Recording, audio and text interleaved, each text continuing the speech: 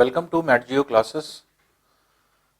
हम लोगों का ज्योग्राफी का जो पहला टेस्ट हुआ, जो फर्स्ट पोर्शन का जियोमॉर्फोलॉजी या स्थल मंडल जिसको हम लोग बोलते हैं, तो जियोमॉर्फोलॉजी का सिलेबस कंप्लीट होने के बाद फिर हम लोग ने जो है टेस्ट परफॉर्म किया आपने, और टेस्ट हुआ, टेस्ट आपने दिया।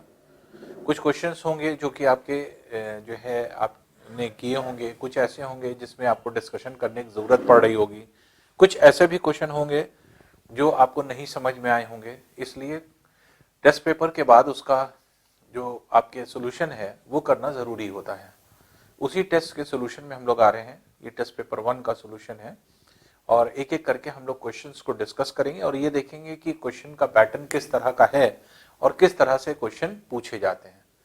तो ये जो क्वेश्चंस हैं ये किस तरह से आते हैं और कैसे पूछे जाते हैं, इनको अगर हम लोग ध्यान दें तो देखिए जो है बहुत सारी वैरायटी निकल करके आई है और सारे टाइप के क्वेश्चन हम लोगों को समझ में आ जाएंगे। ये जो कलेक्शन है क्वेश्चंस का, ये डिफरेंट एग्जाम के आए हुए क्वेश्चन है जो मिक्सअप है, जिसमें आपका सिविल सर्विसेज भी है, पीसीएस के भी क्वेश्चन इसमें मौजूद हैं और कुछ हो सकता है कि अन्य एग्जामों के भी क्वेश्चन हो। तो मेनली सिविल जो आपके आईएएस और पीसीएस के क्वेश्चन जो आए हुए क्वेश्चंस हैं उन्हीं को हम लोग जो है देख रहे हैं, जो कि आपके डिस्कशन जिसको हम लोग कर रहे हैं, जिसमें से जो ज्यादातर अगर आप देखेंगे तो जो सिंगल वर्ड वाले या फिर एक छोटा सा इंफॉर्मेशन जो कलेक्ट करनी होती है उस तरह के क्वेश्चन नॉर्मली आपके पीसीएस में आते हैं। लेकिन सिविल सर्विसेज में बहुत सारी चीजें ऐसी हैं कि जहां पे एनालिसिस करने को ज्यादातर आता है। क्वेश्चन दे दिया, क्वेश्चन का एनालिसिस आपने से करवाया, 4 कथन दे दिए, 4 कथन में कौन सही कौन गलत, इस तरह का क्वेश्चन बनता है। या फिर जो है आपके जो है स्टेटमेंट और जो है आपके कंक्लूजन वाले क्वेश्चन बनते हैं। तो इस तरह से बहुत सारे क्वेश्चन होते हैं जो कि क्वेश्चन जो है आपके बनते हैं और इसी का आइडिया देने के लिए ये टेस्ट आपके करवाया गया कि आपको एक आइडिया हो कि हाँ क्वेश्चन कैसे आते हैं या किस तरह से हमें परफॉर्म करना चाहिए। तो जो हमने थ्योरी पढ़ी है उस थ्योरी को इम्प्लीमेंट हम कैसे करेंगे, उसी का इम्प्लीमेंटेशन ही सीखना है हम लोगों को। तो क्वेश्चन कैसे हैं से होंगे, तो पहले क्वेश्चन की तरफ हम लोग चलते हैं। तो फर्स्ट क्वेश्चन जो है वो ये है कि निम्नलिखित कथनों पर विचार कीजिए। अब जो 4 कथन आपके दिए हुए हैं उसके बाद जो क्वेश्चन है वो कह रहा है इन कथनों में से कौन कौन से सही हैं। इसके मतलब आपको सही और गलत कथन को देखना है। तो सही कौन कौन है और गलत कौन कौन से हैं। तो अब जैसे पहला कथन कह रहा है अधिकांश मैग्मा ठोस द्रव और गैस का मिश्रण है। तो अब आप जान रहे हैं कि मैग्मा जो है, मैग्मा को कैसे डिफाइन किया गया था। मैग्मा एक ऐसा जो है आपके ग्रीक वर्ड था जिसका अभिप्राय होता था मिश्रण, और किसका होता था, ठोस द्रव गैस का। तो ठोस द्रव गैस के मिश्रण को ही मैग्मा कहते थे और यही कह रहा है कि अधिकांश मैग्मा ठोस द्रव गैस का मिश्रण है। इसका मतलब कि ये स्टेटमेंट क्या है, सही है। तो पहला वाला स्टेटमेंट तो सही है। फिर सेकंड है जलवाष्प तथा कार्बन डाइऑक्साइड मैग्मा में घुली प्रमुख गैसें होती हैं। तो हमने आपको बताया था जब ज्वालामुखी उद्गार होता है तो वोल्केनिक इरप्शन में सबसे ज्यादा मात्रा में कौन सी चीज पदार्थ निकलता है या गैस निकलती है, जलवाष्प सबसे ज्यादा। और गैसों में अगर हम देखें तो कंपैरिजन करें तो कार्बन डाइऑक्साइड गैस सबसे ज्यादा मात्रा में निकलती है। तो इसलिए जलवाष्प और डाइऑक्साइड, फिर धुआं है, फिर अन्य गैसें भी होती हैं जैसे कार्बन मोनोऑक्साइड है, नाइट्रोजन के सारे ऑक्साइड्स हैं, nitrogen oxide, nitric oxide, nitrous oxide, nitrogen dioxide, ये सब जितने भी आपके एक तरह से गैसें होती हैं। फिर कार्बन डाइऑक्साइड के साथ साथ कार्बन मोनोऑक्साइड है, मीथेन होती है। तो इस तरह से बहुत सारी गैसें हैं जो कि सल्फर है, sulphur dioxide, sulphur trioxide gases निकलती हैं।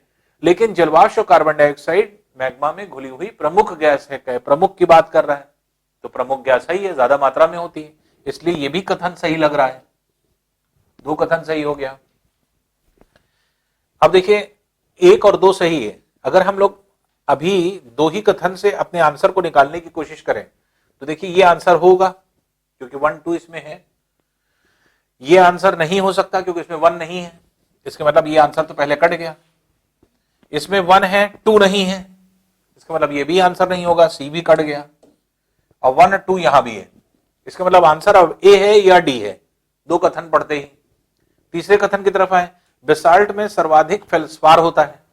तो फेल्सपार की मात्रा सबसे ज्यादा होती थी बेसाल्ट में, हमने आपको बताया था। फेल्सपार है, हॉर्न ब्लेंड होता है, आयरन होता है, तो ये सब जो है आपके अधिक मात्रा में उपस्थित होता है। तो फेल्सपार सबसे ज्यादा मात्रा में होता है, तो बेसाल्ट जो है ये भी सही कह रहा है, फेल्सपार की मात्रा। तो इसका मतलब 1 2 3 सही हो गए। 1 2 3 सही होने का मतलब ये है कि 1 2 4 तो नहीं, 3 उसमें, 3 आंसर उसमें नहीं आ रहा, इसमें आ रहा है, इसके मतलब यही आंसर सही होगा। परतदार चट्टानों के बीच क्षैतिज स्थिति में पिंडित मैग्मा को डाइक कहा जाता है। तो आपको पता है कि जो क्षैतिज स्थिति में होता है हॉरिजॉन्टल, तो हॉरिजॉन्टल को क्या कहा जाता था? सिल। ऊर्ध्वाधर जो होता था वर्टिकल, उसको कहते थे डाइक। तो यहां पे गलत स्टेटमेंट है, क्योंकि बात कर रहा है क्षैतिज, हॉरिजॉन्टल। तो हॉरिजॉन्टल चट्टानें जो बनती थी पृथ्वी की सतह के समानांतर पैरेलल, तो वो क्या होती थी? सिल के नाम से जानी जाती थी। जबकि यहां ये डिफाइन कर रहा है डाइक। डाइक कौन सी चट्टानें होती थी? ऊर्ध्वाधर। बॉस कौन सी होती थी? तिरछी। तो सिल हॉरिजॉन्टल को कहते हैं, जबकि यहां हॉरिजॉन्टल को डाइक करा, इसलिए इसके मतलब ये स्टेटमेंट क्या है? गलत है। और अगर ये स्टेटमेंट गलत है तो इसका मतलब कौन से स्टेटमेंट सही है? 1 2 3। इसलिए आंसर क्या हो जाएगा? दैट इज ए वाला। तो ए जो है आंसर आपका सही है पहले वाले क्वेश्चन में। नेक्स्ट क्वेश्चन देखते हैं। नेक्स्ट क्वेश्चन है, भूकंप के बारे में निम्नलिखित पर विचार कीजिए। अब देखिए, भूकंप आपने पढ़ा है, अब उसको जो है आपको एनालिसिस करना है। अब एक एक करके हम लोग देखिए स्टार्ट करते हैं। जैसे कह रहा है, भूकंप की तीव्रता को मर्कैली स्केल पर भी नापा जाता है।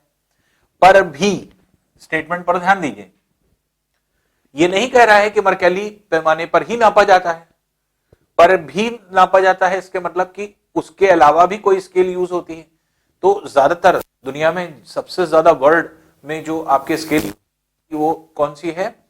तो वो रिक्टर स्केल है। रिक्टर स्केल सबसे ज्यादा देशों में यूज की जाती है। लेकिन रिक्टर के अलावा हमने आपको बताया था यूरोपियन कुछ कंट्रीज आज भी मर्कैली स्केल को यूज करती हैं, और वो मर्कैली पैमाने पर ही भूकंप है। इसलिए हम ये सिर्फ नहीं कह सकते कि रिक्टर स्केल ही हर जगह जो है आपके यूज की जा रही है। तो रिक्टर स्केल सर्वाधिक देशों में यूज की जाती है, लेकिन यूरोपियन कंट्रीज में बहुत सारी ऐसी कंट्री हैं जो है आपके मर्कैली पैमाने को इस्तेमाल करी, मर्कैली स्केल को। तो इसका मतलब ये क्या है? सही स्टेटमेंट है। क्योंकि इसमें भी आपको क्या निकालना है? इन कथनों में से कौन सा सही है, यही निकालना है। ये सही है। भूकंप का मैग्नीट्यूड माप विमुक्त ऊर्जा की माप होता है। तो भूकंप की का जो आपके एक तरह से मैग्नीट्यूड है, मैग्नीट्यूड का मतलब होता है आपके इंटेंसिटी, तीव्रता, जो उसकी माप होती है। जैसे हमने कहा मैग्नीट्यूड, कितने मैग्नीट्यूड का भूकंप आया? तो 3 जो है मैग्नीट्यूड का भूकंप आया। 3.5 मैग्नीट्यूड का आया, तो 3.5 रिक्टर पैमाने पर, 4 रिक्टर पैमाने पर, 5 रिक्टर पैमाने पर। इस तरह से हम लोग आकलन करते हैं कि जो है आपके गुजरात में भूकंप आया, उसकी तीव्रता 8.1 रिक्टर पैमाना थी। तो 8.1 क्या है? That is magnitude. तो मैग्नीट्यूड जो है ये क्या है? विमुक्त ऊर्जा की माप है। सही बात है। भूकंप में आपने क्या पढ़ा कि भूकंप होता क्या है? ऊर्जा के उत्सर्जन, भूमि के भीतर से जो ऊर्जा का उत्सर्जन होता है वही जो है आपके एक तरह से भूकंप की तीव्रता, विमुक्त ऊर्जा की मान ही क्या है? भूकंप है, और वही भूकंप की मैग्नीट्यूड को दर्शाता है। जितनी ज्यादा ऊर्जा का उत्सर्जन होगा उतनी ज्यादा तीव्रता होगी, उतना ज्यादा मैग्नीट्यूड होगा। तो मैग्नीट्यूड किसको डिफाइन कर रहा है? विमुक्त ऊर्जा की माप को। इसलिए यह भी स्टेटमेंट एकदम सही है। सेकंड है, भूकंप का मैग्नीट्यूड भूकंपी तरंगों के आयाम के सीधे मापनों पर आधारित होता है। यह भी हमने आपको बताया था कि जो भी आपके मैग्नीट्यूड होता है, ये मैग्नीट्यूड जो है ये एम्पलीट्यूड पर डिपेंडेंट होता है। एम्पलीट्यूड पर डिपेंडेंट कैसे? जैसे हमने आपको बताया था कि कोई भी तरंग जब चलती है तो कुछ इस तरह से चलती है, जैसे जैसे आगे बढ़ती जाती है इसका आयाम क्या था? Maximum displacement. ये मैक्सिमम डिस्प्लेसमेंट छोटा होता जाता है। क्यों छोटा होता जा रहा है? क्योंकि जैसे जैसे ऊर्जा आगे की तरफ जा रही है, तरंग जा रही है, उसकी ऊर्जा कम हो रही है। तरंग यहां 100 कैलोरी लेकर के चली, यहां 90 पहुंची, यहां 80 पहुंची, यहां 70 ही पहुंची, यहां 60 पहुंची, यहां 20 पहुंची, यहां 10 पहुंची, यहां 0 हो गई। तो जैसे जैसे आपकी ये तरंग आगे की तरफ जा रही है वैसे वैसे जो है आपके एक तरह से कहा जाए आयाम इसका छोटा होता जा रहा है। तो magnitude directly proportional to amplitude होता है, ऐसा ये कह रहा है, जो कि है। क्योंकि जितना ज्यादा आयाम होगा उतने ज्यादा ऊर्जा को प्रदर्शित करेगा, उतना ज्यादा आयाम होगा, मैग्नीट्यूड होगा। तो इसलिए ये भी सही है। फिर फोर्थ है, रिक्टर स्केल में हर अंक अपने पूर्व अंक से विमुक्त ऊर्जा के परिणाम से 100 गुनी वृद्धि का निर्देशन करता है। तो ये 100 गुनी होती है या कितनी गुनी होती है? तो 10 गुनी तीव्रता को प्रदर्शित करता था। तो हर एक अंक अपने पूर्व अंक से 10 गुनी अधिक तीव्रता को प्रदर्शित करता था, यहां 100 गुनी कह रहा है। इसका मतलब ये स्टेटमेंट गलत हो गया। और जब ये स्टेटमेंट गलत हो गया तो पहला दूसरा तीसरा सही है, पहला दूसरा तीसरा, इसका मतलब ए वाला ऑप्शन इसका भी सही है। तो ए वाला जो है इसका आंसर हो जाएगा। तो सेकंड का ए आंसर है। नेक्स्ट क्वेश्चन देखते हैं। नेक्स्ट क्वेश्चन है, एक 600 किलोग्राम वस्तु का चंद्रमा पर, एक 600 किलोग्राम वस्तु को चंद्रमा पर ले जाए चंद्रमा पर गुरुत्वाकर्षण त्वरण जो पृथ्वी के गुरुत्वाकर्षण त्वरण का 1/6 भाग है। तो चंद्रमा पर वस्तु का मान क्या होगा? तो चंद्रमा का वस्तु का मान कितना होगा? अगर हम देखें, कह रहा है कि जितना पृथ्वी पर जी का मान है उसका 1/6 भाग है। तो अब यहां पर भार इसका 600 किलोग्राम दिया है, तो चंद्रमा पर जाकर कितना होगा? तो अब हम 1/6 गुना कर दें, कितना हो जाएगा? 100 किलोग्राम। लेकिन थोड़ा सा, अब ये आंसर लेकिन गलत है। क्यों? क्वेश्चन क्यों दिया गया? सिविल में आया हुआ क्वेश्चन है, क्यों दिया गया? अगर आपको थोड़ा सा भी कॉन्सेप्ट गड़बड़ाएगा, रटा होगा, तो आप इस क्वेश्चन को गलत कर जाएंगे और 100 किलोग्राम पर टिक कर देंगे आंसर, जबकि आंसर क्या है? 600 किलोग्राम ही है। आंसर 600 किलोग्राम है। क्यों है?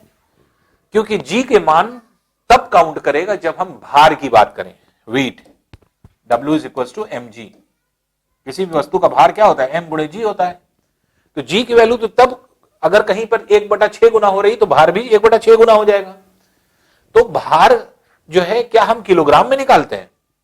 तो किलोग्राम भार की इकाई नहीं होती। भार क्या है? कोई वस्तु पृथ्वी के केंद्र की ओर जिस बल द्वारा आकर्षित होती है, उस बल को उस वस्तु का भार कहते हैं। तो भार क्या है? एक बल है। अब बल की इकाई क्या होती है? न्यूटन होती है। तो न्यूटन होगी। तो इस तरह से अगर आप देखेंगे तो न्यूटन हम लोग निकालते हैं, जो आपके एक तरह से इकाई होती है। लेकिन जो आपके, या तो फिर डाइन में हम लोग जो है उसको कन्वर्ट कर लेते हैं। तो न्यूटन जो है वो एक तरह से फोर्स की इकाई है। तो फोर्स की जब इकाई है न्यूटन, तो इसका मतलब कि अगर ये आंसर ये यहां पर न्यूटन दिया होता तब भार की बात होती। इसका मतलब ये भार नहीं है, ये क्या है? द्रव्यमान है, मास। क्योंकि द्रव्यमान की इकाई क्या होती है? किलोग्राम, ग्राम। तो अगर द्रव्यमान है तो द्रव्यमान जो है ये किस पर डिपेंड करता है? मास, क्वांटिटी ऑफ मैटर पर, क्वांटिटी ऑफ मैटर पर डिपेंडेंट है। अर्थात मैटर कितना है, और मैटर किस पर डिपेंड करता है? Number of molecules. तो अगर कोई 600 किलोग्राम की वस्तु आप पृथ्वी से चंद्रमा पर ले जाएंगे तो क्या पदार्थ की मात्रा में कोई अंतर आएगा? मॉलिक्यूल्स में अंतर आएगा? मॉलिक्यूल्स सेम रहेंगे, उसमें कहां अंतर आ रहा है? तो जो मॉलिक्यूल्स सेम अगर हैं तो 600 किलोग्राम का 600 किलोग्राम ही रहेगा, क्योंकि किलोग्राम क्या है? ये तो आपके क्वांटिटी है, जो आपके मास, द्रव्यमान को कहा जा रहा है। तो द्रव्यमान की इकाई क्या होती है? किलोग्राम। तो या तो हम लोग न्यूटन या किलोग्राम बल, ये दो इकाइयां ऐसी होती हैं, एक तो न्यूटन और या किलोग्राम बल। ये किसकी है? ये भार की इकाई है। तो हम लोग जो वेट कहते हैं, एक्चुअल में ये द्रव्यमान है। जैसे हम लोग कहते हैं इतना जो है 600 किलोग्राम वेट है, तो वेट नहीं है, वो द्रव्यमान है। उसी चीज को यहां पर क्वेश्चन में डाल दिया गया। वेट अगर होता तो हम लोग कहते हैं कि 600 न्यूटन का पदार्थ यहां पे, या 600 किलोग्राम बल का कोई वस्तु अगर हम चंद्रमा पर ले जाएंगे तब वो 100 किलोग्राम बल हो जाएगी या 100 न्यूटन हो जाएगी, अगर न्यूटन इकाई होती तो। तब इसके मतलब क्या होता? तब वो भार होता, तब जी के मान पर डिपेंडेंट होता। लेकिन जब तक इकाई इसकी किलोग्राम है, किलोग्राम में दिया गया है, तब तक ये क्या है? द्रव्यमान, जो कि जी के मान पर निर्भर नहीं करेगा। तो जी चाहे 1/6 गुना हो जाए पृथ्वी के गुरुत्वाकर्षण त्वरण का, चाहे 1/8 गुना हो जाए, चाहे 10 गुना हो जाए, कुछ भी हो जाए, जो द्रव्यमान है उस पर कोई प्रभाव नहीं पड़ेगा। इसलिए 600 किलोग्राम का अगर वस्तु है तो 600 किलोग्राम ही रहेगी। आंसर ए वाला होगा। ठीक है। नेक्स्ट क्वेश्चन है, देखिए फोर्थ, परतदार चट्टानों के विषय में दिए गए निम्नलिखित कथनों पर विचार कीजिए। अब परतदार चट्टानों में जो है विचार करना है, और इसमें भी क्या आपको निकालना है? कौन से कथन सही है, ये आपको बताना है। परतदार चट्टान कौन सी होती थी? अवसादी चट्टान। अवसादी चट्टान को परतदार चट्टान या सेडिमेंट्री रॉक्स कहा जाता था। तो अवसादी चट्टान हुआ करती थी। तो अब अगर हम लोग देखें तो अवसादी चट्टान क्या है? परतदार चट्टानों के विषय में दिए गए निम्नलिखित कथनों पर विचार करें। पहला क्या कह रहा है स्टेटमेंट? परतदार चट्टानें पृथ्वी की सतह पर जलीय तंत्र द्वारा निर्मित होती हैं। अवसादी चट्टानें जलीय तंत्र द्वारा, वाटर फ्लो के कारण होती हैं। बिल्कुल आप सही बात है। हमने आपको बताया था कि अवसादी चट्टानें कैसे होती हैं? पूर्व स्थित चट्टानों के अपर, पहले चट्टान कोई मौजूद है, वहां से नदी चली आ रही है, नदी कंकड़ पत्थर को तोड़ती हुई लाती है और निचले भागों में जाकर के जमा कर देती है। यही जमाव जो होता है ये कठोर हो जाता है और चट्टान बन जाता है, इसी को अवसादी चट्टान कहते हैं। तो पूर्व स्थित चट्टान के अपर्दित कणों के जमाव से ये चट्टान बन रही है और ये अपर्दित कण कहां से फ्लो करके आ रहे हैं, कैसे फ्लो करके आ रहे हैं? ये फ्लो करके आ रहे हैं आपके एक तरह से जलीय तंत्र द्वारा, नदियों द्वारा। तो इसका मतलब ये स्टेटमेंट बिल्कुल सही है। तो पहला स्टेटमेंट एकदम सही है। दूसरा स्टेटमेंट अगर कहें परतदार चट्टानों के निर्माण में पूर्व विद्यमान चट्टानों का क्षरण सम्मिलित है, अब कह रहा है, तो बिल्कुल सही बात है। जैसे हमने आपको बताया प्री एग्जिस्टिंग रॉक्स, जो पहले से चट्टानें रहती हैं वही टूट टूट करके नीचे की तरफ गिरती हैं, तो यही जो है नीचे आती है, नदियों के साथ बह करके आती है छोटे छोटे टुकड़े, और वही नदियां जो है अपने बहाव के साथ लेकर के आती हैं और वही जमा करती हैं। ये भी स्टेटमेंट बिल्कुल सही है, सेकंड वाला। थर्ड है परतदार चट्टानों में जीवाश्म होते हैं, बिल्कुल सही है। आपने पढ़ा था सेडिमेंट्री रॉक्स की क्या विशेषता थी? मुलायम चट्टान थी, है ना, कमजोर चट्टान थी, मुलायम थी, कमजोर थी, छिद्रित चट्टान हुआ करती थी, जिसकी वजह से छिद्र की वजह से पानी अंदर तक चला जाता था, नमी होती थी, नमी होने की वजह से पेड़ पौधे विकसित होते थे, पेड़ पौधे होने की वजह से जो है आपके पेड़ों पर आश्रित जितने भी जीव जंतु, पेड़ जो है आपके एनिमल्स हैं, इंसेक्ट्स हैं, वो सब डेवलप होते थे। जब ये सब डेवलप हो तो ये मरेंगे भी, जब मरेंगे तो मिट्टी में मिलेंगे, और ये मिट्टी में यही जो जैविक पदार्थ होते हैं सबसे ज्यादा मात्रा में पाए जाते हैं। यही जैविक पदार्थ जब मृत कर जाते हैं, अपघटित हो जाते हैं, तो इनके अपघटित भाग, डिसइंटीग्रेटेड पार्ट क्या कहलाते हैं? फॉसिल्स, जीवाश्म। यही चीज कह रहा है, जीवाश्म सबसे ज्यादा मात्रा में है, परतदार चट्टानों में जीवाश्म होते हैं। ये भी स्टेटमेंट बिल्कुल सही है। एक दो तीन, तीनों स्टेटमेंट सही हो गए।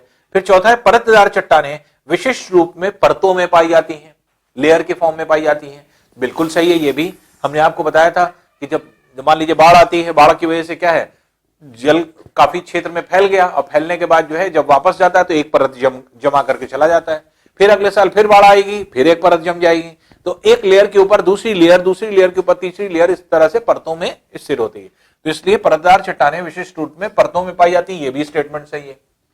चारों स्टेटमेंट इसके सही है, 1 2 3 4। तो 1 2 3 4 में आपका डी वाला ऑप्शन हो जाएगा, क्योंकि चारों स्टेटमेंट इसके सही है। तो इसलिए जो है आपके ये तो जो आपने पढ़ा है, देखिए कोई बहुत अलग नहीं है, जो चीजें पढ़ी हैं उसी का इंप्लीमेंटेशन है क्वेश्चनों में, और ये सब आए हुए क्वेश्चन है। जितना आपका क्वेश्चन पेपर बना है ये सब सिविल के आए हुए पीसीएस और आईएएस के सब क्वेश्चन है। तो पिछले वर्षों के क्वेश्चन आप उठाएंगे तो ये सारे क्वेश्चन आपके मिलेंगे। तो इस तरह के क्वेश्चन जो है आपके फ्रेम होते हैं। अब इसको आपने देखा और इसी को जो है आपने कंपेयर किया कि हाँ कौन सा कथन सही है, कौन सा गलत है। नेक्स्ट क्वेश्चन देखते हैं। नेक्स्ट है फिफ्थ, ज्वालामुखी द्वारा उद्गार नहीं होते। किस जगह पर ज्वालामुखी उद्गार नहीं होते ये आपको देखना है। तो अब ज्वालामुखी उद्गार नहीं होते कैसे हम लोग देखेंगे या किस तरह से देखेंगे? तो जैसे हमने आपको बताया था कि जो आपकी एक तरह से पेटी होती है, जो पूरी बेल्ट है, तो ये बेल्ट अगर हम देखेंगे भूमध्य सागरीय बेल्ट, तो इसमें भूमध्य सागर की बेल्ट अगर हमने आपको बताया था और उस टाइम पढ़ाया था कि अफ्रीका और यूरोप के बीच में पूरा भूमध्य सागर होता है, काला सागर है, कैस्पियन सागर है, अरल सागर है, और मध्य महाद्वीपीय पेटी के अंतर्गत ये सब आते थे। इन सब में क्या होता है? इन सब में भूकंप आता है। तो कहां कहां भूकंप आएगा? काला सागर में आएगा ही आएगा, आपने पढ़ा है। तो ब्लैक सी है ये, तो यूरोप और अफ्रीका के बीच में यहां आएगा। फिर उसके बाद कैरेबियन सागर में, कैरेबियन सागर कहां है? वेस्ट इंडीज आपने पढ़ा था, यहां आएगा ही आएगा। ये जो आपके है तो ये एक तरह से उत्तरी अमेरिका और दक्षिण अमेरिका के बीच में ये वेस्ट इंडीज है। वेस्ट इंडीज के चारों तरफ जो सागर है वो कैरेबियन सागर है। और आपने पढ़ा था मध्य अटलांटिक जो है आपके जो एक तरह से बेल्ट है उसके सहारे जो है आपके वेस्ट इंडीज में भूकंप आते हैं, तो कैरेबियन सागर में भी आएगा। कैस्पियन सागर, तो कैस्पियन सागर आपने यूरोप के बेल्ट में पढ़ा ही था, तो काला सागर, कैस्पियन सागर, अरल सागर, तो ये सब में भूकंप और ज्वालामुखी घटनाएं होंगी। कैस्पियन सागर में भी आएगा। और जो आपके बाल्टिक सागर है ये ऊपर यूरोप में पाया जाता है। यूरोप के उत्तरी भागों में अभी आप पढ़ेंगे, जब पढ़ेंगे तो बाल्टिक देश पढ़ेंगे। तो बाल्टिक देश यहां पर आपके यहां होते हैं। और नॉर्वे के नीचे जो आपके देश हैं तो लाटविया, लिथुआनिया और एस्टोनिया, ये आपके देश हैं। तो इन्हीं देशों को बाल्टिक देश कहते हैं और ये बाल्टिक सागर के तटीय क्षेत्र में है। तो बाल्टिक सागर आपके यहां पर है। तो अभी जल मंडल जब आप पढ़ेंगे तो इसमें विस्तृत रूप से आपको क्लियर हो जाएगा। जबकि पेटी में आपको पढ़ाया ही है, पेटी में कौन कौन से सागर आते हैं, तो ये पेटी में नहीं आता, ये किसी पेटी में मौजूद नहीं है। इसलिए ये बिल्कुल जो है स्वतंत्र है और इसमें कहीं पर भी भूकंप और ज्वालामुखी की घटना नहीं घटित होगी। तो एक तरह से जो कैस्पियन सागर, बाल्टिक सागर है, यहां पर भूकंप नहीं आएंगे। और यही पूछा है कि ज्वालामुखी उद्गार कहां नहीं होता, तो इसलिए आंसर क्या हो जाएगा, ए। तो ये हो जाएगा ए आंसर, जहां पर ज्वालामुखी उद्गार बिल्कुल नहीं होता। तो इसलिए फिफ्थ वाले का आंसर क्या है, ए हो जाता है। नेक्स्ट है देखिए, क्वार्टजाइट कायांतरित होता है। तो हमने आपको बताया था कि जो भी आपके क्वेश्चन हैं, जो आपके एक तरह से मेटामॉर्फिक रॉक्स हैं, तो वो किसी ना किसी चट्टान का रूपांतरण है, रूप को बदलते हैं और रूप बदल करके ही आपके दूसरे प्रकार की चट्टान में जो है कन्वर्ट होते हैं। जैसे उदाहरण हमने क्या लिया था, कोयला ग्रेफाइट में कन्वर्ट हो गया। कोयला क्या था, अवसादी चट्टान। ग्रेफाइट क्या हो गया, कायांतरित चट्टान, क्योंकि रूप बदल गया। तो कोयला है, कायांतरित चट्टान में कन्वर्ट हो गया। दैट इज कायांतरित चट्टान कौन सी थी, ग्रेफाइट। ग्रेफाइट हीरे में कन्वर्ट हो गया।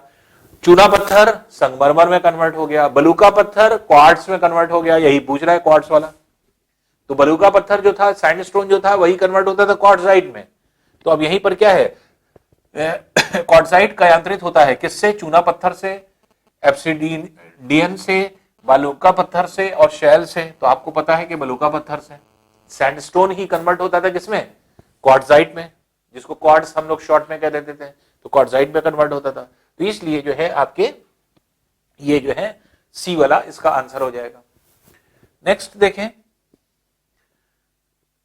82.5 डिग्री 30 पूर्व देशांतर पर मध्याह्न हो, तब प्रातः के 6:30 किस देशांतर पर होगा। तो किस जगह पर आपके 6:30 बजेगा। तो अब देखिए इसको हम लोग कैसे निकालेंगे। इसको आप कैलकुलेशन जैसे हम लोग करते थे,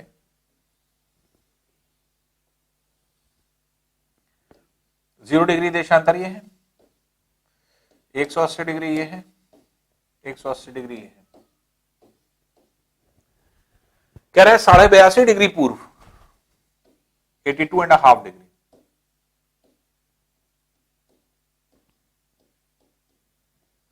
यहां पर मध्याह्न है, मध्याह्न मतलब 12 नून है, दोपहर के 12 बजे हैं। और 82.5 डिग्री पूर्व से भारत का समय लिया गया, इंडियन स्टैंडर्ड टाइम। तो अब 12:30 यहां बजे हुए हैं। अब ये कह रहा है कहां पर सुबह के 6:30 बजे होंगे। तो 6:30 इससे कम समय है या ज्यादा समय है, कम है। इसके मतलब इसके पश्चिम में होगा कि इसके पूर्व में होगा, क्योंकि हम लोग ने क्या पढ़ा है कि पूर्व की ओर जाने पर हर 1 मिनट में, हर 1 डिग्री पर 4 मिनट बढ़ता है, या हर 15 डिग्री पर 1 घंटा बढ़ता है। और पश्चिम की ओर जाने पर इसी दर से क्या होती है, कमी आती है, कि हर 1 डिग्री पर 4 मिनट कम होता है और 15 डिग्री। तो अब 12 बजे दोपहर की तुलना में सुबह 6:30 बजे क्या है, ये आपका कम समय है या ज्यादा समय है, कम समय है। और 12 और 6:30 में कितने घंटे का अंतर है ये निकाल लीजिए। तो 12 में से 6:30 घंटा माइनस कर दीजिए, इसमें से 1 घंटा यहां पर कैरी कर लीजिए। तो 60 मिनट में से 30 मिनट माइनस हुए तो 30 मिनट बचे। और ये 11 में से 6 गए 5, 5.5 घंटे का अंतर है।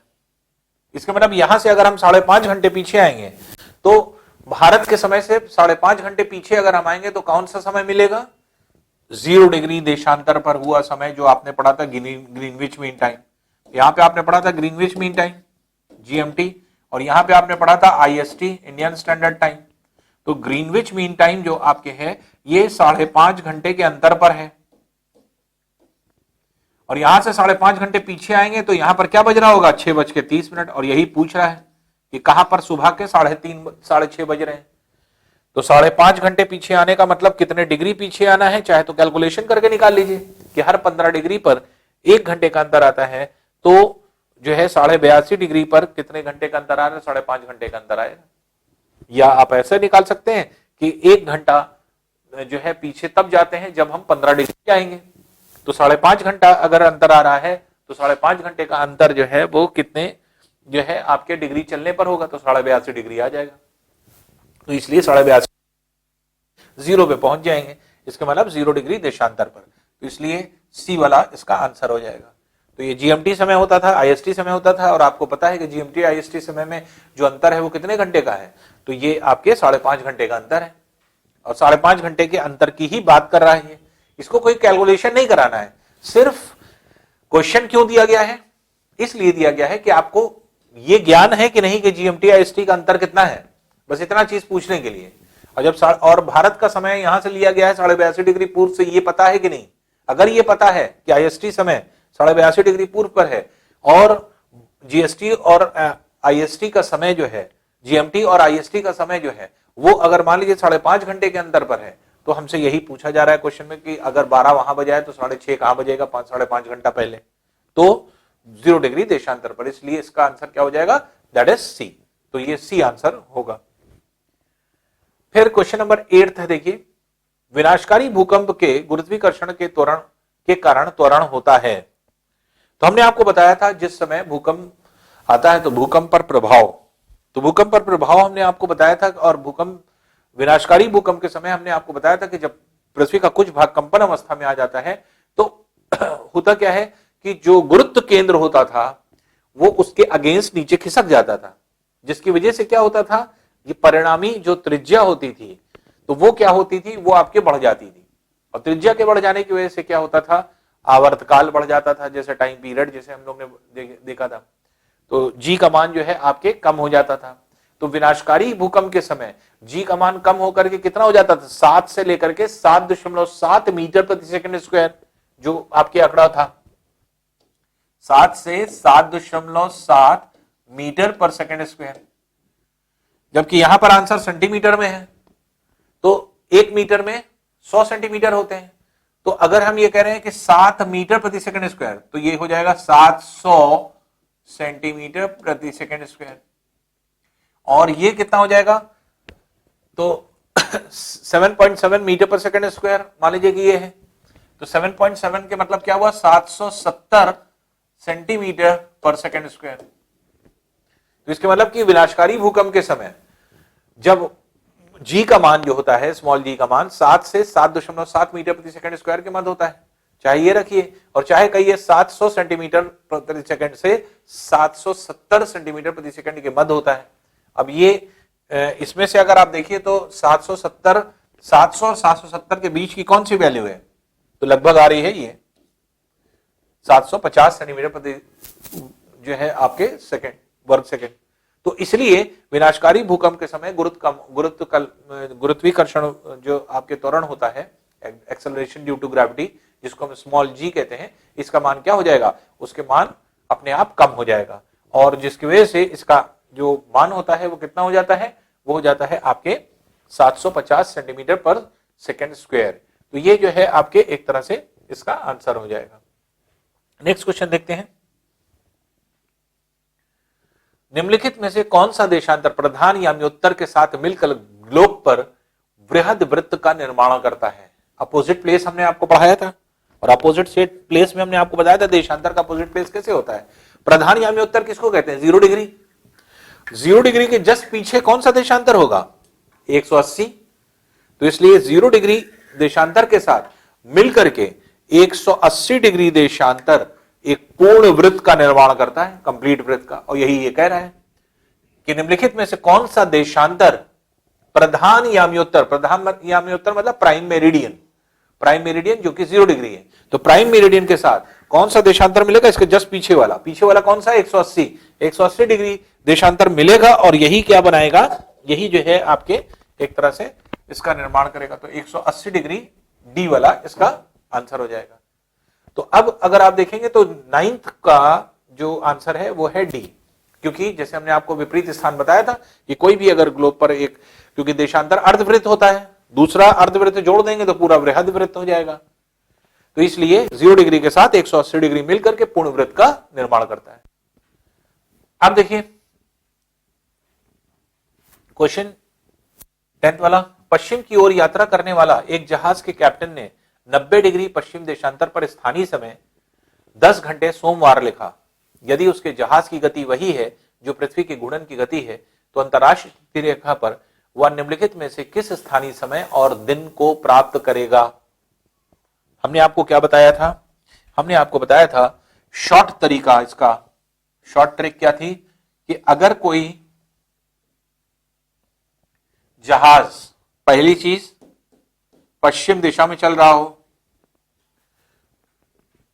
दूसरी चीज आइडियल को क्रॉस करके एक देशांतर से दूसरे देशांतर जा रहा हो, आइडियल क्रॉस कर जाए तो पूर्वी गोलार्ध से पश्चिमी गोलार्ध या पश्चिमी गोलार्ध से पूर्वी गोलार्ध की तरफ जा रहा है, आइडियल क्रॉस करता है, तो चाहे जितने बजे चले उतने ही बजे पहुंचता है, और जिस दिन चलता है उसके एक दिन अधिक समय में पहुंचता है। कैलकुलेशन की कोई जरूरत नहीं, कैलकुलेशन आप बहुत कर चुके हैं, और अगर मन नहीं समझ में आ रहा होगा तो आप वही उस वीडियो में चले जाइएगा जहां पे हमने ढेर सारे कैलकुलेशन कराए हैं। तो शॉर्ट ट्रिक क्या था? हमने आपको बताया था कि जब वो पश्चिम में चल रहा है, क्योंकि यहां की कह रहा है कि 90 डिग्री पश्चिम देशांतर, 90 डिग्री पश्चिम देशांतर से जा रहा है, कहां जाएगा? अंतरराष्ट्रीय तिथि रेखा। अंतरराष्ट्रीय तिथि रेखा किधर मिलेगी? 180 पे। इसका मतलब किस दिशा में जा रहा है? पश्चिम। इसका मतलब पहला वाला ये सही हो गया। और जैसे ही अंतरराष्ट्रीय तिथि रेखा पहुंचता है, जैसे मान लीजिए रात के जैसे ही 12 बजते हैं, तो हम ये कहते हैं कि दूसरा दिन शुरू हो गया। वैसे ही आप इधर से अगर जा रहे हैं, अंतरराष्ट्रीय तिथि रेखा पहुंच गए, इसके मतलब कि पूर्वी गोलार्ध में एंटर कर गए। अगर पूर्वी गोलार्ध से आप जा रहे हैं और अंतरराष्ट्रीय तिथि रेखा पहुंच गए, इसके मतलब गोलार्ध बदल गया, आप पश्चिमी गोलार्ध में एंटर कर गए। वही चीज यहां है कि 90 डिग्री पश्चिम से अगर ये चलेगा, पश्चिम दिशा से जा रहा है, आइडियल क्रॉस कर रहा है, आइडियल मतलब जो है आइडियल पर पहुंचा और पश्चिमी गोलार्ध में था तो एंटर कर गया कहां? पूर्वी गोलार्ध में। तो इसका मतलब कि कितने बजे चला है? 10 बजे चला है, इसलिए आंसर क्या होगा? 10 बजे होगा। 10 बजे पहुंचेगा भी। क्यों? क्योंकि आपको बताया जहाज की गति वही है जो पृथ्वी के घूर्णन की गति है। तो हमने आपको बताया था जब अगर ये ऐसा कहेगा और जिस दिन चलेगा उसके अगले दिन में पहुंचता है, तो सोमवार अगर है तो किस दिन पहुंचेगा? ट्यूसडे को पहुंचेगा। मंडे को चल रहा है तो ट्यूसडे को पहुंचेगा। जितने बजे चलेगा उतने ही बजे पहुंचेगा, चाहे जहां से चलाइए चाहे जहां रोकिए। और जिस दिन चलेगा उसके एक दिन अधिक दिन में पहुंचेगा। और ये ढेर सारे क्वेश्चन आप कर चुके हैं और ये हमने कराया भी था आपको। तो 10 बजे मंगलवार, इसलिए सी वाला इसका आंसर हो जाएगा। तो सी आंसर होगा जिसमें कि मंगलवार के दिन ये पहुंच रहा है। तो इस तरह से सी वाला इसका आंसर हो जाता है। अब आ जाइए 11th वाला, भू संचलन से निम्नलिखित में से क्या उत्पन्न होता है? भू संचलन मतलब होता है मूवमेंट, अर्थ मूवमेंट। अर्थ के मूवमेंट से क्या होता है? कौन सी चीज पैदा होती है? मोड़दार पर्वत होते हैं कि ब्लॉक पर्वत होते हैं कि ज्वालामुखी पर्वत होते हैं कि क्या होता है? तो अब देखिए इस तरह के क्वेश्चन जब भी आए तो आपको टोटल एनालिसिस की जरूरत है और ध्यान से पढ़ने की जरूरत है, क्योंकि इस तरह के क्वेश्चन पे अगर आपने थोड़ा सा भी ध्यान नहीं दिया तो आपके आंसर इसमें गलत हो जाएंगे। भू संचलन में हमने आपको बताया था कि जितना भी आपके एक तरह से जो आपके जितनी भी चीजें होती हैं, अब क्षैतिज संचलन है, हॉरिजॉन्टल, तो प्लेटें कैसे चलती हैं? हॉरिजॉन्टली। जब प्लेटें चलती थी तो क्या होता था? तो मोड़दार पर्वत बनते थे, फोल्डेड माउंटेन्स। इसका मतलब ये फोल्डेड माउंटेन्स बन रहा है। ये कैसे? प्लेट के क्षैतिज चलने से। तो प्लेट जब क्षैतिज चलती है तो ये क्या होते हैं? मोड़दार पर्वत बनते हैं। प्लेटों के चलने की वजह से दरारें उत्पन्न होती थी और अंदर जो है आपके एक प्लेट दूसरी प्लेट के भीतर जाती थी, और जब एक प्लेट दूसरी प्लेट के भीतर जाती थी तो जो प्लेट के अंदर जाने की वजह से जो है आपके एक तरह से मार्जिन जो होता था, ये एक तरह से अंदर की तरफ जाने पर जो प्लेट का मार्जिन होता था वो जो है पिघल जाता था, मैग्मा का निर्माण होता था, तो मैग्मा निर्मित होने लगता था। तो मैग्मा का निर्माण हो रहा है प्लेट के अंदर जाने की वजह से, और जब प्लेट अंदर मूव कर रही थी वही जाकर के पिघल रही थी, वही मैग्मा बना रही थी, और मैग्मा जब बन रहा है तो ये बाहर भी आएगा, और जब ये मैग्मा बाहर आएगा तो ऐसी कंडीशन में क्या होगा, ऐसी कंडीशन में जो है आपके ज्वालामुखी उद्गार होगा, इसलिए ज्वालामुखी उद्गार भी होगा सी वाला। तो अब ये ज्वालामुखी उद्गार भी हो रहा है। और दूसरी चीज आपने पढ़ा था कि वर्टिकल मूवमेंट से, जब हम वर्टिकल मूवमेंट करते हैं, अभी क्षैतिज मूवमेंट है, हॉरिजॉन्टल मूवमेंट से क्या हो रहा था, या तो मोड़दार पर्वत बन रहे थे और या फिर ज्वालामुखी उद्गार हो रहा था, ज्वालामुखी उद्गार से ज्वालामुखी पर्वत बन रहे थे, ये दोनों चीज हो रही थी। और ब्लॉक पर्वत कैसे बने थे, वर्टिकल डिस्प्लेसमेंट से। वर्टिकल मूवमेंट जब पृथ्वी का होता है तो पृथ्वी भाग उठ जाता है, कुछ धंस जाता है, दो जो है आपके उभरे हुए भाग के बीच में एक दरार उत्पन्न हो जाती है, भ्रंश उत्पन्न हो जाती है, रिफ्ट हमने बताया था। तो जब पृथ्वी के अंदर वर्टिकल मूवमेंट होता है तो वर्टिकल मूवमेंट के कारण ब्लॉक पर्वत निर्मित होते हैं। इसके मतलब ये भी अर्थ के मूवमेंट की वजह से ही हो रहे हैं, क्योंकि भू संचलन की बात कर रहा है, अर्थ मूवमेंट, तो भू संचलन मतलब अर्थ मूवमेंट। तो क्षैतिज मूवमेंट की वजह से मोड़दार पर्वत और ज्वालामुखी पर्वत, क्योंकि प्लेटों के अंदर जाने से एक प्लेट दूसरी प्लेट के भीतर जाती है, यही अंदर जो जाती है वही नष्ट होती है, इसीलिए विनाशात्मक प्लेट कहते थे इसको, क्योंकि इसके प्लेट का किनारा नष्ट हो जाता था, अंदर जाके मैग्मा बनता था और इसी ज्वालामुखी उद्गार होता था, ज्वालामुखी पर्वत बनते थे। तो अर्थ के मूवमेंट से ही ऐसा हो रहा है। और वर्टिकल मूवमेंट से क्या होता था, ब्लॉक का निर्माण, ब्लॉक पर्वत बनते थे। इसके मतलब ये भी बन रहा है, ये भी बन रहा है, ये भी बन रहा है, ये तीनों जो है ये क्या है, भू संचलन के कारण। इसलिए इसका आंसर क्या हो जाएगा, डी वाला आंसर हो जाएगा। इसके मतलब उपर्युक्त सभी, तो जितने भी आपके ए बी सी हैं ये सब इसकी वजह से आपके एक तरह से ये कहा जाए कि ये जो है आपके निर्मित हो रहे हैं। तो इसलिए सभी मोड़दार पर्वत चाहे निर्मित हो रहा हो, चाहे ब्लॉक पर्वत निर्मित हो रहा हो, चाहे ज्वालामुखी पर्वत निर्मित हो रहा है, ये तीनों पर्वत किसकी वजह से हो रहा है, अर्थ मूवमेंट की वजह से, क्षैतिज मूवमेंट की वजह से, हॉरिजॉन्टल मूवमेंट की वजह से मोड़दार पर्वत और ज्वालामुखी पर्वत, और वर्टिकल मूवमेंट की वजह से ब्लॉक पर्वत। तो इसलिए डी वाला इसका सही आंसर है। तो सही आंसर आपका हो जाएगा डी। नेक्स्ट आइए, 12th है, भूकंपी तरंगे जिनकी गति अनुप्रस्थ होती है क्या कहलाती है। अनुप्रस्थ, ट्रांसवर्स जिनको कहा जाता है। तो जो आपकी तरंगे थी,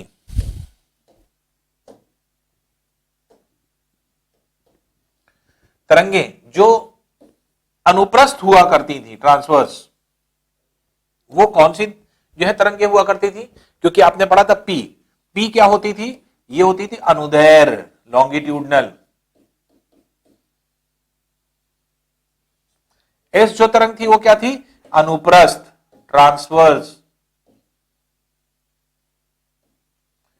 और एस तरंग ही क्या है, ये ट्रांसवर्स तरंग है, ट्रांसवर्स वेव है। और एस तरंगों को ही क्या कहा जाता था, द्वितीयक तरंग भी कहते थे, सेकेंडरी वेव्स, क्योंकि पी तरंगे क्या थी, प्राथमिक तरंग, प्राइमरी वेव्स। तो इसके मतलब कि भूकंपी तरंगे जिनकी गति अनुप्रस्थ होती है, ट्रांसवर्स होती है, वो कौन सी होंगी, इसके मतलब कि उसका आंसर क्या हो जाएगा, ये एस वेव्स। क्या एस वेव्स कहीं दिया है, नहीं दिया। एस वेव्स का दूसरा नाम क्या होता है, एस वेव को आपके एक तरह से द्वितीय तरंग भी कहते हैं। तो इसलिए सी वाला इसका आंसर दिख रहा है, क्योंकि प्राथमिक तरंग क्या हो गई, पी तरंगे हो गई, ये अनुदैर्घ्य होती है, अनुप्रस्थ होती नहीं है। धरातली तरंगे जो आपके पृथ्वी की सतह पर मूव करती थी, सतह तरंग जिसको कहा जाता था, तो वो कौन सी होती थी, एल तरंग। एल तरंगों को सतह तरंग कहा जाता था, धरातली तरंग, तो ये जो है आपके एल तरंगे होती थी। और जबकि द्वितीय तरंग क्या होती है, सेकेंडरी वेव, सेकेंडरी वेव इसको कहते थे एस तरंगों को, और एस तरंगे क्या होती है, अनुप्रस्थ, इसलिए अनुप्रस्थ तरंगे क्या है, द्वितीय तरंगे। इसके मतलब एस वेव सेकेंडरी वेव्स के नाम से जानी जाती है, इसलिए 12th का सी वाला आंसर हो जाएगा। नेक्स्ट क्वेश्चन देखते हैं, 13th है, भूकंप की उत्पत्ति का स्थान कहलाता है। अब भूकंप की उत्पत्ति का स्थान भूकंप के अंदर से, जहां से भूकंप की तरंगे ऊपर की तरफ आती है, भूकंप की जो है क्या कहलाता है, ये अगर हम लोग देखें तो भूकंप जो आपके जहां से भूकंप की उत्पत्ति होती है, जहां से ओरिजिनेशन होता है, जहां से तरंगे उत्पन्न होती हैं, उसको हम लोग क्या कहते थे, उसको हम लोग कहते थे भूकंप का नाभिक, न्यूक्लियस, या उसी को कहते थे भूकंप मूल। तो ये फोकस के नाम से जाना जाता था। तो जो है आपके भूकंप का नाभिक या जो है आपके भूकंप मूल, तो फोकस या न्यूक्लियस के नाम से जाना जाता था। तो अब इसमें क्या कह रहा है कि भूकंप की उत्पत्ति किस स्थान से होती थी? तो स्थान जो होता था वो क्या था? जैसे मानिए पृथ्वी की सतह है, ये वाला स्थान क्या होता था? तो भूकंप का स्थान जहां से तरंगे उत्पन्न होती थी, तो यही जो है आपके तरंग क्या है, ये आपके भूकंप मूल के नाम से जानी जाती थी या नाभिक के नाम से। तो इसका मतलब बी वाला इसका ऑप्शन हो जाएगा। और यही क्वेश्चन देखिए 15th भी है, जो 13वां क्वेश्चन है उसी को डायग्रामेटिकली दिया गया है। अब ये क्वेश्चन देखिए 2 बार आया है और अलग अलग तरीके से आया है, सेम क्वेश्चन है।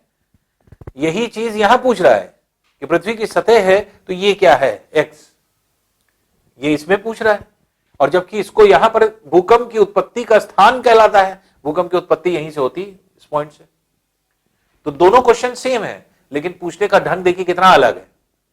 यहां पर डायग्राम बना के कह रहा है एक्स क्या है, तो यहां पर भी आंसर वही है, भूकंप का नाभिक है। भूकंप मूल जिसको कहा जा रहा है, या भूकंप मूल या नाभिक के नाम से जाना जा रहा है, दोनों का आंसर सेम है, दोनों को वही चीज पूछी जा रही है। बस इसमें क्या है, इसमें पूछा जा रहा है भूकंप के उत्पत्ति का स्थान यही होता है, भूकंप मूल नाभिक। और इसमें डायग्रामेटिकली दे दिया है खाली कि एक्स क्या है पूछ रहा है, तो दोनों का आंसर क्या हो जाएगा, इसका भूकंप मूल या नाभिक, इसका भी नाभिक हो जाएगा। अब देखिए कह रहा है 14th, भूकंपी पट्टी के वितरण से यह पता चलता है कि यह केंद्रित है। भूकंप की पेटियां आपने पढ़ी है, पहली पेटी परिप्रशांत पेटी, दूसरी पेटी मध्य महाद्वीपी पेटी मिड कॉन्टिनेंटल बेल्ट, फिर तीसरी पेटी मध्य अटलांटिक पेटी, तो मिड अटलांटिक बेल्ट के नाम से। तो ये भूकंप की पेटी जो है या भूकंप की पट्टी जो है वो क्या जो है आपके किस तरह से जो है आपके कहां पे केंद्रित है ये पूछ रहा है। तो तटीय क्षेत्रों में, आंतरिक भागों में, रेगिस्तानी क्षेत्रों में, या मध्य सागरी कटक में। तो क्या मध्य सागरी कटक में हर जगह मौजूद है? नहीं, लेकिन कॉमन क्या है, सबसे ज्यादा तटीय क्षेत्र, सबसे ज्यादा तटीय क्षेत्र। जैसे फॉर एग्जाम्पल अगर आप देखें तो महासागरी, जैसे मान लीजिए कि आप परिप्रशांत पेटी देखें, परिप्रशांत पेटी पूरे प्रशांत महासागर के चारों ओर पूरा तटीय क्षेत्र है, पूरा यह तटीय क्षेत्र है। मध्य महाद्वीपी पेटी देखिए, मैक्सिमम क्षेत्र पूरा अफ्रीका और पूरा यूरोप जहां भूकंप ज्वालामुखी आते हैं, ये सब भूमध्य सागर का तट है, तटीय क्षेत्र। काला सागर का है, कैस्पियन सागर का है, अरल सागर का तटीय क्षेत्र है जहां पे अधिकांशतः भूकंप भी आते हैं। और आपने पढ़ा था मध्य अटलांटिक पेटी के अंतर्गत यहां पर भी तटीय क्षेत्र ही ज्यादा प्रभावित है, जिसमें से आप आपके ग्रीनलैंड के तट ज्यादा प्रभावित हैं। आइसलैंड आपने पढ़ा था, आइसलैंड के देश के तटीय क्षेत्र ज्यादा प्रभावित हैं। वेस्ट इंडीज के द्वीप प्रभावित होते हैं। तो ज्यादातर आप देखेंगे कॉमन चीज क्या चीज है कि कहां पर भूकंप आते हैं या किस जगह पर भूकंपी घटनाएं घटित होती है। तो भूकंप के क्षेत्र जो आपके सबसे ज्यादा जो है आपके वितरित है या सबसे ज्यादा जहां पे केंद्रित है भूकंप कहां पर आएंगे या भूकंप की पेटी कहां पर होगी, तो वो क्या हो जाएगा, तटीय क्षेत्र में। तो इसलिए आपके तटीय क्षेत्र इसका आंसर हो जाता है। वजह यह है क्योंकि अधिकांश क्षेत्र अगर आप देखेंगे पूरी पेटी को अगर ध्यान से रखेंगे, जैसे परिप्रशांत पेटी पूरी पेटी ही तटीय क्षेत्र में है ज्यादातर, जैसे मध्य अटलांटिक पेटी, मध्य महाद्वीपी पेटी में पूरा यूरोप और पूरे अफ्रीका में जो तटीय क्षेत्र में आपके भूकंप और ज्वालामुखी घटना घटित हो रही है। फिर भूमध्य सागर के चारों तरफ, काला सागर के चारों तरफ, कैस्पियन सागर के चारों तरफ, अरल सागर के चारों तरफ सब प्रभावित है, सब तटीय क्षेत्र प्रभावित है। तो विश्व में अगर आप देखेंगे अटलांटिक महासागर के मध्य में अगर आप देखेंगे मध्य अटलांटिक कटक जिसको हम लोग कह रहे हैं, मिड अटलांटिक रिज, तो ये जो है आपके एक तरह से इसके सहारे अगर हम लोग देखें तो वहां पर भी तटीय क्षेत्र प्रभावित है। जैसे ग्रीनलैंड का तटीय क्षेत्र प्रभावित है, आइसलैंड का तटीय क्षेत्र प्रभावित है, और आपके इसका भी तटीय क्षेत्र प्रभावित है, जो क्या कहते हैं आपके वेस्ट इंडीज है, वेस्ट इंडीज के तटीय क्षेत्र भी प्रभावित होते हैं। इससे सबसे ज्यादा कौन प्रभावित होगा, तटीय क्षेत्र। तो तटीय क्षेत्र सबसे ज्यादा प्रभावित होती है और सर्वाधिक प्रभावित तटीय क्षेत्र के रूप में ये जाने जाते हैं। फिर नेक्स्ट है देखिए भूकंप मूल, सीस्मिक फोकस स्थित होता है। तो भूकंप मूल कहां है, यही वाला है जहां से तरंगें उत्पन्न होती हैं, चारों तरफ दिशाओं में जाती हैं। ये क्या है, यही है भूकंप मूल। तो कह रहा है भूकंप मूल या न्यूक्लियस या नाभिक जो है फोकस, जिसको कह रहे हैं सीज्मिक फोकस, कहां स्थित होता है? पृथ्वी की सतह के नीचे होगा, अर्थात पृथ्वी के अंदर आंतरिक भाग में। अब जैसे ये कह रहा है पृथ्वी के धरातल पर, कभी नहीं होगा। धरातल पे तो अधिकेंद्र होता है सतह पर, तो सतह पर धरातल नहीं होगा। अधिकेंद्र के सामने, पृथ्वी के अंदर, अधिकेंद्र के नीचे। अधिकेंद्र के सामने तो कहीं पर भी हो सकता है, सामने तो बाहर भी हो सकता है, इसलिए यह भी एप्रोप्रिएट नहीं है। पृथ्वी के अंदर, अधिकेंद्र के नीचे, ये सही है। तो अब यहां पे अगर आप देखेंगे तो जितने भी आपका जो है सबसे सटीक आंसर बनेगा वो क्या है? पृथ्वी के एक तो अंदर है और अधिकेंद्र एपी सेंटर के जस्ट नीचे है। तो ये एपी सेंटर होता था और ये क्या होता था? भूकंप मूल होता था।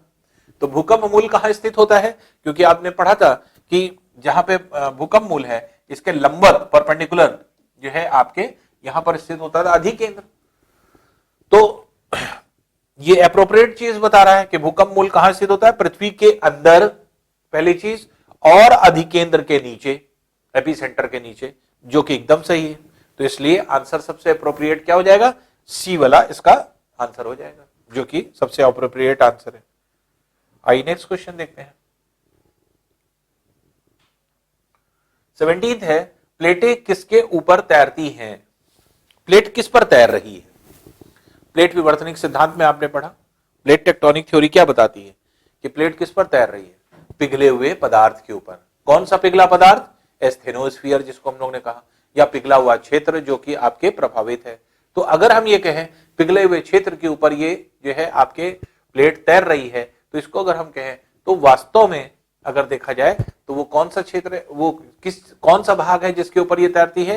तो वो एस्थेनोस्फीयर, पिघला क्षेत्र, जिसको एस्थेनोस्फीयर कहते थे। अब इसमें देखिए एस्थेनोस्फीयर दिया है कि नहीं? निम्न गति का मंडल, ऐसा तो कुछ है नहीं।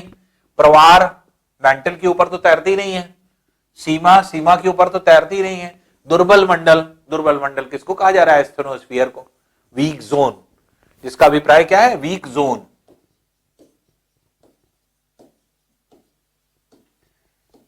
अब वीक जोन किसको कहते थे? यही दुर्बल मंडल को, जिसको एस्थेनोस्फीयर कहा जाता था। तो इसलिए एस्थेनोस्फीयर जो है आपके सही जो है आपके विकल्प में आता है। तो इस तरह से अगर हम लोग देखें तो दुर्बल मंडल, जिसको हम लोग वीक जोन कह रहे हैं, वो एक ऐसा जो है आपके क्षेत्र है जहां पर जो है आपके एक तरह से प्लेटें उसके ऊपर तैरती हैं। तो पिघले हुए क्षेत्र के ऊपर जो मोटा ऊपर का भाग होता है, ऊपरी भूपर पट्टी, जिसको अपर क्रस्ट कहते हैं, अपर क्रस्ट के नीचे लोअर क्रस्ट होता है और लोअर क्रस्ट ही पिघली हुई अवस्था में होता है। तो लोअर क्रस्ट पिघली हुई अवस्था में है, जिसके ऊपर कौन तैर रहा है? अपर क्रस्ट, ऊपरी भूपर पट्टी। निचली भूपर के पट्टी के ऊपर तैर रही है, और निचली भूपर पट्टी किस रूप में है? पिघले हुए रूप में है, जो कि प्लाज्मिक अवस्था में है। तो प्लाज्मिक अवस्था हमने आपको बताया था, ठोस और द्रव के बीच की अवस्था को प्लाज्मिक अवस्था कहते हैं, प्लाज्मिक स्टेज में है। और ये प्लाज्मिक स्टेज में जो पदार्थ पाया जाता है उसी को मैग्मा कहा जाता था अंदर, और या फिर उस मैग्मा के बृहद जमाव को हम क्या कहते थे? एस्थेनोस्फीयर, या बेनी ऑफ जोन भी इसको कहा जाता है। तो बेनी ऑफ जोन या एस्थेनोस्फीयर या वीक जोन या दुर्बल मंडल, ये सब इसी के नाम है जहां पर मैग्मा पाया जाता है। तो इसलिए जो प्लेट किस पर तैरती है, तो सबसे अप्रोप्रिएट आंसर क्या हो जाएगा? दुर्बल मंडल पर, वीक जोन पर तैरती है। फिर क्वेश्चन नंबर 18 है, पूरे विश्व में बड़ी प्लेटों की संख्या है, सबसे बड़ी प्लेट कितनी है? तो हमने आपको बताया था कि जिस समय हैरी हेस ने सिद्धांत दिया, तो पहले जो सिद्धांत दिया उसमें उन्होंने बताया कि 6 बड़ी प्लेटें हैं, जिसमें पहली बताई अमेरिकी प्लेट, दूसरी बताई यूरोप प्लेट, तीसरी जो है यूरोप मतलब यूरेशिया प्लेट, जिसमें यूरोप और एशिया दोनों आता है, तीसरी प्लेट जो थी वो अफ्रीका प्लेट थी, चौथी प्लेट जो थी वो आपके एक तरह से प्रशांत प्लेट थी, इसी तरह से पांचवी प्लेट इंडो ऑस्ट्रेलिया और छठी प्लेट अंटार्कटिका, ये बोला। बाद में फिर उन्होंने संशोधन किया कि अमेरिकी प्लेट एक नहीं है, बल्कि उत्तरी अमेरिकी और दक्षिण अमेरिकी दोनों प्लेटें अलग अलग दिशा में चल रही हैं। तो इसके मतलब कि उन्होंने एक ऐड कर दिया। तो 6 बड़ी प्लेटों की बात की थी, मेजर प्लेट्स, एक ऐड कर दिया, इसके मतलब 7 मेजर प्लेट्स हो गई। तो 7 मेजर प्लेट्स होती हैं और 20 छोटी प्लेटें होती हैं। तो टोटल प्लेट्स की संख्या कितनी है? 27 है। तो प्लेट्स की बात कहेगा तो 7 है, माइनर प्लेट्स की संख्या कहेगा तो 20 है। तो अब यहां पे ये क्या कर रहा है? विश्व में बड़ी प्लेटों की संख्या, बड़ी मतलब मेजर प्लेट्स। तो मेजर प्लेट्स कितनी पाई जाती हैं? तब पाई जाती हैं 7। तो पहले 6 थी, लेकिन संशोधन के बाद जो है उन्होंने एनालिसिस किया कि नहीं, हम गलत हैं, अमेरिकी प्लेट एक नहीं है, क्योंकि उत्तरी और दक्षिण अमेरिकी प्लेट को एक ही इन्होंने माना था, जबकि वो एक नहीं है, दो अलग अलग डायरेक्शन में जाने वाली प्लेटें हैं। तो उत्तरी अमेरिका और दक्षिण अमेरिका दो डिफरेंट प्लेट्स है, तो इसलिए 7 प्लेटें हो गई। तो 7 बड़ी प्लेटें मेजर प्लेट्स होती हैं और 20 छोटी प्लेटें होती हैं जो कि पाई जाती हैं। तो इसलिए क्योंकि बड़ी प्लेटों की संख्या कह रहा है, इसलिए हम लोग क्या टिक करेंगे? 7 प्लेटें। नेक्स्ट है 19, मोड़दार पर्वत का निर्माण होता है। मोड़दार पर्वत का निर्माण होता है, जो मोड़दार होते हैं उनका निर्माण कैसे होता है ये देखना है। महाद्वीप टक्कर मंडल में, महाद्वीप सागर टक्कर मंडल में, चाप टक्कर मंडल में, उपर्युक्त सभी। स्टेटमेंट का मतलब पहले समझिए, तब आसानी से समझ में आएगा। महाद्वीप टक्कर के मतलब क्या हुआ? आपने पढ़ा, दो प्लेटें जब एक दूसरे की तरफ आती हैं तो आने वाली ये प्लेटें जो होती हैं, एक भारी प्लेट एक हल्की प्लेट, भारी और हल्की प्लेट का किनारा, भारी प्लेट का किनारा अंदर जाने लगता है, हल्की प्लेट का किनारा ऊपर उठने लगता है। तो ऐसी कंडीशन में क्या है? ऐसी कंडीशन में जब कुछ दूर तक मूवमेंट हो जाता है तो आपस में एक दूसरे का ओवरलैपिंग हो जाने की वजह से घर्षण बल उत्पन्न होता है। घर्षण बल होने की वजह से आगे ये नहीं बढ़ता, और जिसकी वजह से पीछे से आने वाला बल इसको मोड़ देता है, प्लेटों को, प्लेट में मोड़ उत्पन्न होने लगता है और उसी से मोड़दार पर्वत बनते हैं।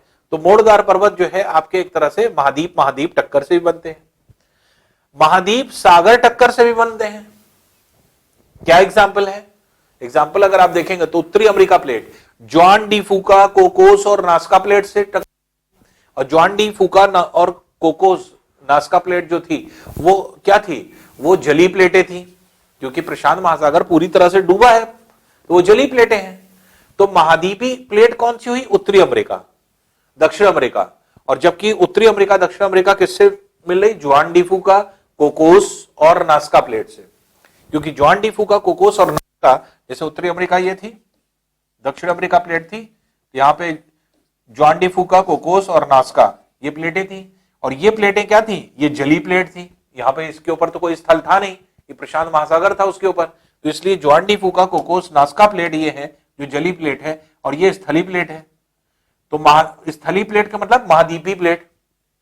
तो महाद्वीपी प्लेट जली प्लेट से टकरा रही है, और जिसकी वजह से उत्तरी अमेरिका के पश्चिमी किनारों पर और दक्षिण अमेरिका के जो है आपके पश्चिमी किनारों पर पर्वतों का निर्माण हो रहा था, मोड़दार पर्वत, जिसमें इसमें ढेर सारे पर्वत बन रहे थे उत्तरी अमेरिका में, जिसमें सबसे बड़ा पर्वत रॉकी पर्वत था, और दक्षिण अमेरिका में सबसे बड़ा पर्वत कौन सा था? एंडीज पर्वत था जो निर्मित हो रहा था।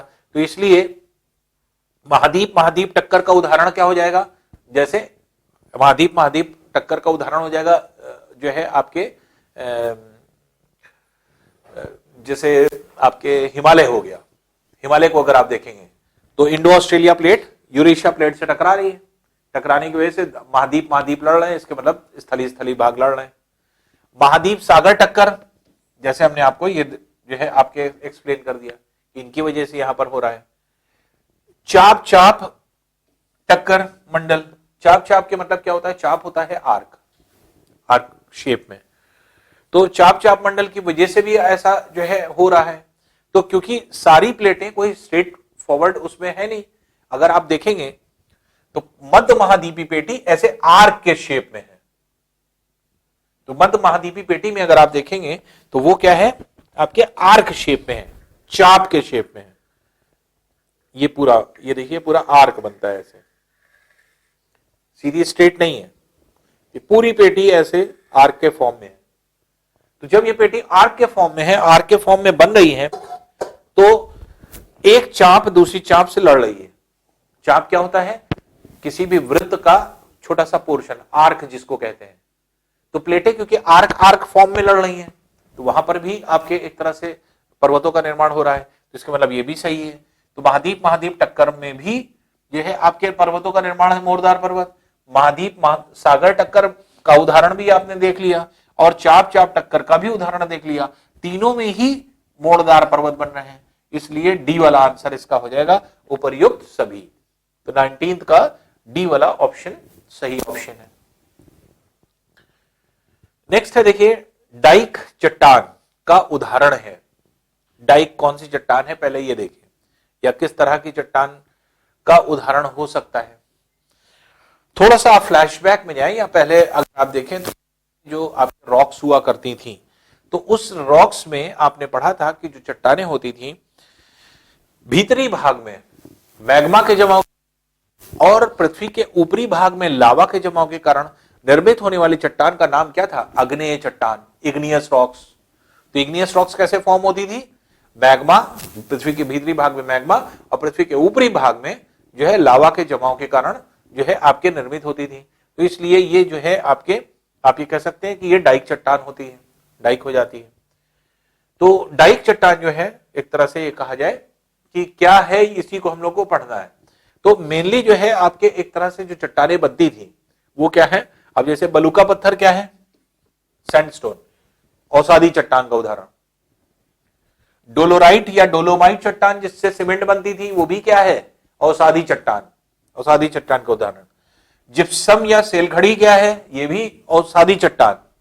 तो जिप्सम जो होती थी या सेलखड़ी जिसको हम लोग कहते थे, तो ये जो है आपके एक तरह से जिप्सम जो है वो भी औसादी चट्टान है। सिर्फ कौन सी चट्टान? ग्रेनाइट चट्टान एक ऐसी चट्टान है। ग्रेनाइट कौन चट्टान हुआ करती थी? बहुत गहराई से हम लोग निकालते थे, मैग्मा के जमाव के कारण निर्मित होती थी। तो यही ग्रेनाइट चट्टान जो है आपके एक तरह से आग्नेय चट्टान है। और डाइक किसको कहा जाता था? ऊर्ध्वाधर निर्मित होने वाली चट्टानों को जो पृथ्वी की सतह के लंबवत स्थित होती थी, और ये मैग्मा के जमाव के कारण निर्मित होती थी। तो मैग्मा के जमाव के कारण कौन सी निर्मित हो रही है? सिर्फ ये, बाकी सब परतदार चट्टाने हैं, लेयर्स के फॉर्म में है, सेडिमेंट्री रॉक्स हैं। तो डोलराइट भी, बलुका पत्थर भी, जिप्सम भी। जबकि ग्रेनाइट आपने पढ़ा था, ग्रेनाइट या इग्नियस रॉक्स का उदाहरण आपने पढ़ा था। और इग्नियस रॉक ही कौन सी पत्थर है? डाइक। डाइक मतलब ऊर्ध्वाधर। कहा जाए सिल कौन सी चट्टान है? वो भी यही, क्योंकि पृथ्वी के भीतर बन रही है। सिल है, बॉस है, डाइक है, जितनी भी आपकी चट्टानें वो सब क्या है? सब उदाहरण हो सकता है ग्रेनाइट का, क्योंकि ग्रेनाइट आंतरिक भाग में मैग्मा के जमाव के कारण बन रही है, और आंतरिक भाग में पृथ्वी के मैग्मा के जमाव के कारण जो है आपकी ये चट्टानें भी बन रही हैं। तो इसलिए अगर देखा जाए तो जो चट्टानें हैं, ये दोनों चट्टानें आपके इस तरह से बन रही हैं, जो कि आपके, आप ये कह सकते हैं, ये ग्रेनाइट चट्टान ये किसका उदाहरण हो जाएगा? आग्नेय चट्टान का उदाहरण है, मैग्मा के जमाव के कारण बनती है। और डाइक भी किसका उदाहरण है? आग्नेय चट्टानों का उदाहरण हो जाता है। तो इस तरह से अगर हम लोग देखेंगे तो इसमें जो चट्टानें हैं, ये चट्टानें आपके एक तरह से जो है आपके क्लियर हो जाती हैं कि कौन कौन सी चट्टानें हैं। अब देखिए, इस तरह के क्वेश्चन के लिए एक दो चीजों को बहुत ध्यान रखिएगा, क्योंकि इस तरह के क्वेश्चन आते हैं। अब हो सकता है कि आपको ध्यान ना हो कि डोलोराइट, या आपने पहली बार पढ़ा हो जिप्सम, अब आप कंफ्यूज हो जाए जिप्सम होगा कि ये होगा। तो इस तरह का क्वेश्चन जब भी आए, आप अपनी थ्योरी में जाने की कोशिश करिए। जैसे डाइक रॉक की बात कर रहा है, डाइक चट्टान, तो आप थ्योरी में जाइए, डाइक किसको कहा जाता था? तो sill, boss, dyke, phacolith, batholith, lopolith, laccolith, ये सब चट्टानें क्या थी? मैग्मा के जमाव के कारण, पृथ्वी के भीतरी भाग में मैग्मा के जमाव के कारण निर्मित होने वाली थी। और जबकि पृथ्वी के ऊपरी भाग में अगर हम लोग देखें तो वो लावा के जमाव के कारण थी। तो जब लावा या मैग्मा से जम रही है चट्टान, तो वो कौन सी थी? आग्नेय चट्टान थी। और ये आग्नेय चट्टान हुआ करती थी, और चाहे वो सिल हो, बॉस हो, डाइक हो, ये सब आग्नेय है, इग्नियस रॉक्स। और आपने जो पढ़ा, तीन तरह की चट्टानें, उसके उदाहरण पढ़े हैं सबके।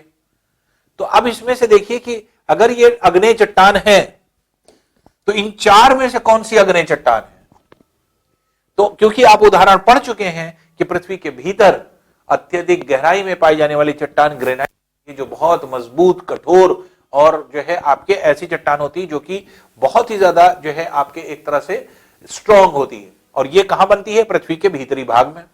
तो पृथ्वी के भीतरी भाग में निर्मित होने वाली आग्नेय चट्टान जो होती है, वही जो है आपके ग्रेनाइट का उदाहरण हो जाएगा।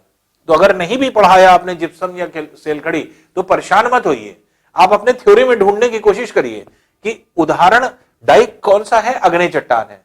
अब इसमें से आग्नेय चट्टान क्या कोई उदाहरण के रूप में पढ़ा है? पढ़ा है आपने ग्रेनाइट को, इसलिए बेझिझक सी को आप टिक करेंगे। तो कोई प्रयास, देखिए क्वेश्चन का अप्रोच आपको पता होना चाहिए। कोई जरूरी नहीं कि जो चार ऑप्शन आपको दिए हैं उस चार के चार आपको पता हो, या जो आप पढ़ रहे हैं वही ऑप्शन में आ जाएगा। इस टाइप में कुछ भी क्वेश्चन आ सकता है। तो इसलिए थ्योरी का इंप्लीमेंटेशन करके आप इस तरह के क्वेश्चन को बहुत आसानी से निकाल सकते हैं, इजिली आप इसको निकाल लेंगे।